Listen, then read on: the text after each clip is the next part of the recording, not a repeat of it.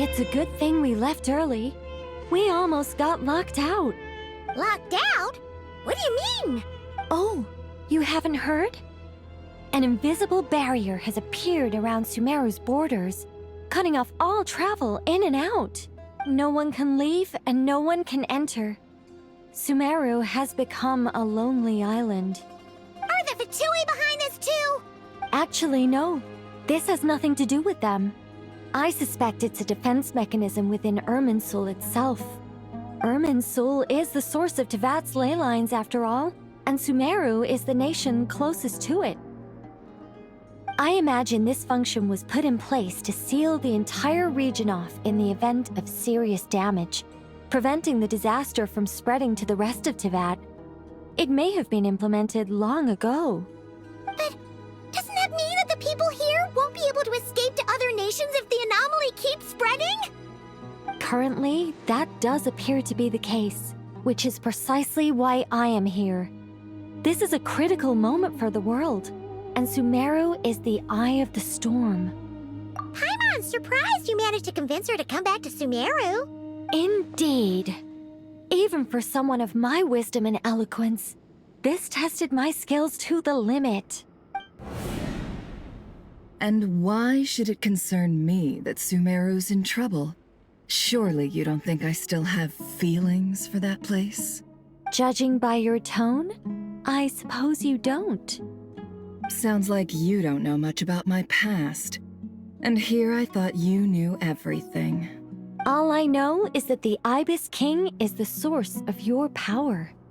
He was quite a prominent moon envoy once upon a time, so I do know a thing or two about him. As for your past, I have ways to learn the full story if I wish to. But everyone has secrets they'd rather keep to themselves, wouldn't you say? I'm glad you see it that way, Miss Nicole. I've chosen to call Nodcry home, which is why I did my part in its hour of need. That doesn't mean world savings become a habit with me. I have no particular desire to play hero in Sumeru, thank you. I understand. Human emotions do not appear and disappear without cause. There is always a reason to be found behind both salvation and destruction. Still, if time has taught me anything, it's that human emotions are often complex and in conflict. That's why people change their minds about things all the time. But that's where we angels come in. Our duty, ultimately, is to guide people towards their deepest, truest desires and help bring them to fruition. So I wish to hear about your past, because I do not believe you are motivated by hatred alone. And if we still arrive at different conclusions in the end, that's okay. I refuse. Wait, what? But I set the atmosphere and everything. Isn't this supposed to be the moment when we finally open up to one another? Is it? Maybe I'm not so good at reading the atmosphere. You're right, Nicole. There's more to me than just hatred. Had it consumed me, I'd be left stuck in the past forever, never living in the present. But I don't think that your guidance can change my mind. The all-consuming sands, the bloodshed, both deserved and undeserved. Those old emotions cling to me like a shadow. Do you wish to shake them off? No. I hope to remember them forever. Those emotions and memories shaped me into the person I am today. They'll always be a part of me. In that case, would you like to hear my perspective, at least? Sure. It's not every day you get to hear an angel's opinion. A long, long time ago, when the angels still walked freely upon the earth, I found life tedious. Monotonous work, lukewarm relationships. Things weren't nearly as interesting as they are now. And yet, since the angels' demise, I have found myself missing those days on more than one occasion. Human emotions are often attached to a person, a place, or an object. When those things are gone, the memories quickly fade, and the emotions slip away along. If Sumeru were destroyed, both rainforest and desert would be no more.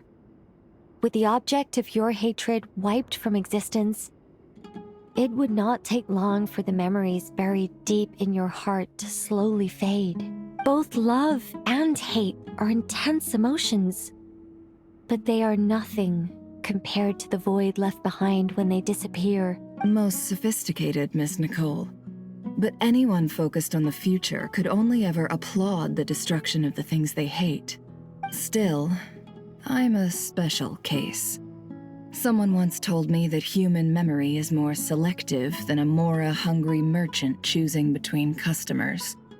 We all need a reality check once in a while, so we don't forget the truth. As much as I dislike Sumeru, this is no way for it to perish. All right, you win. I'll help you out a little, but I won't work for free. How much will you need? You're not gonna milk this for all it's worth, are you? What do you think? I'll be upfront with you. I don't have much more on me. If that's what you need, I could borrow some from Alice. Or perhaps I could pay in sculptures. The ones I carve are actually worth quite a lot. Just cover my travel expenses. Huh? Is that all? That's all. Given all the people I owe favors to, I can just about justify a trip to Sumeru. Yehoda! Here, boss! What do you need?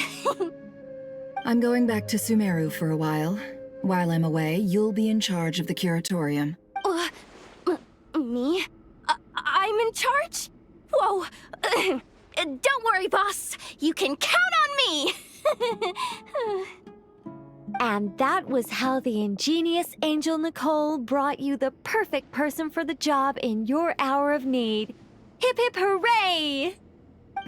That was far more detailed than necessary. Not lacking in embellishment either. I never thought I'd return. Especially not the desert. But life doesn't always go as planned, I suppose. What's Candace up to? I don't think I've seen her yet. She's still taking care of things in our village. Should be joining us before too long.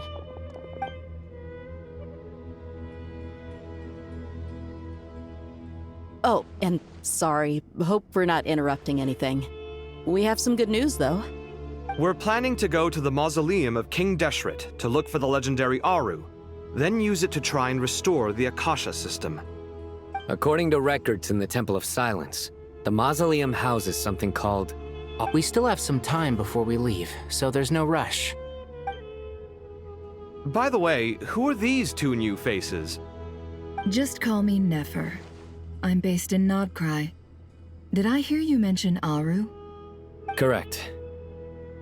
Well, I happen to have a connection with one of the 3 retainers imprisoned inside, the Ibis King. I'm here to get things done, so if you don't mind, I think I should come with you. That sounds perfect. Miss Nefer, are you from the desert by any chance? Why do you ask? I don't know. There's a familiar air about you. Plus, you mentioned Candace. Sorry, I don't mean to pry. It was just a random thought. I'm Dia, an eremite mercenary. My work usually keeps me out in the desert. I'm on good terms with Dory, and she's mentioned you all before. It's nice to finally put faces to the names. However, my associate here is probably less well acquainted with you. Why don't you all introduce yourselves? Actually, I'm a little better acquainted than you might think. Huh? Huh. Are my eyes playing tricks on me? It looked like you spoke without moving your mouth. Ventriloquism. I have heard tell of it before. What is it, Kale? It's you! You're the voice who's been speaking in my head, aren't you? You encouraged me to report my dreams to the Dendro Archon, and got me to recite that magic prayer. Mm-hmm. I have many titles, but let's go with the most pertinent one. I am Nicole Rain, an angel who has lived since ancient times. An angel? Sounds like a big deal, but, what exactly is an angel? Oh, Well, we're a rather long-living race of beings. Not gods, technically, but we can still tell you a lot of stories from ancient history. Yep, and she's also an amazing sculptor. You could say she's a real creative type. Well, ma'am, if both the Traveler and Paimon give you rave reviews, you must be pretty impressive. Oh, please don't call me ma'am. I find it so awkward when people get too formal with me. Just relax and be yourselves. No need to be nervous.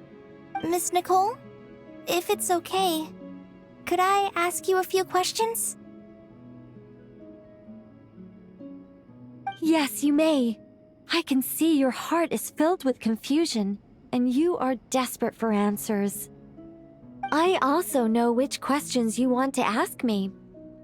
Why did you dream of Sumeru City in disarray?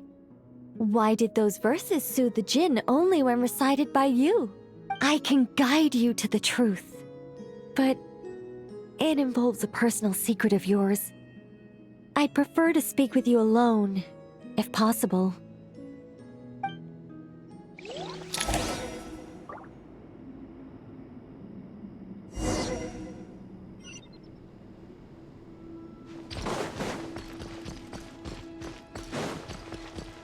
On me. I thought we were going to speak alone. This is a lot more people than I was expecting. What's wrong with it? Even the doctors at Dar al-Shifa allow patients to be accompanied by family members. Well, if Kale doesn't mind her secret being revealed, I have no problem with it.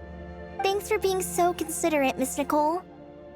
I don't know what secret you mean, but whatever it is, there's no need for me to hide it from my closest friends. Closest friends? It's so nice to hear that. All right. In that case, I'll get right to it. Kale, are you aware that there are god remains inside your body? I am. When I was young, I got sick with Elazar. Nothing could cure it. The Fatui convinced my mom and dad that they could help, and I was sent to an unfamiliar place. There were a lot of other kids just like me there. This creepy guy injected us with some strange medicine, which I heard contained god remains. I can still remember the pain like it was yesterday. But thanks to the friends who've stuck by me all this time, I've gradually been able to overcome those memories. Anyway, so you're saying that what happened to me has something to do with the god remains they injected me with? Yes. Those were the remains of Nabu Malikata, the goddess of flowers. What? Huh. Fascinating. You don't seem surprised like the rest of us. Why? The possibility crossed my mind when Kale recited the Goddess of Flowers song and calmed the djinn. You made Paimon jump! What are you doing here, Lilupar? I was merely passing through when I heard the name of the Goddess of Flowers. Be assured that I share your surprise. You, with the hat. Are you certain? I sense no trace of the Lord of Flowers within her. Well, it is a very small fragment. Unless special methods are used to manifest its power, even her closest acquaintances would find it near impossible to detect. After the goddess passed away, her remains were scattered across the desert. King Deshret gathered all the pieces he could find and buried them in the eternal oasis. But some fragments remained unaccounted for. Eventually, the Fatui must have found a way to track some of them down. Presumably for use in some experiment. It's not an uncommon occurrence.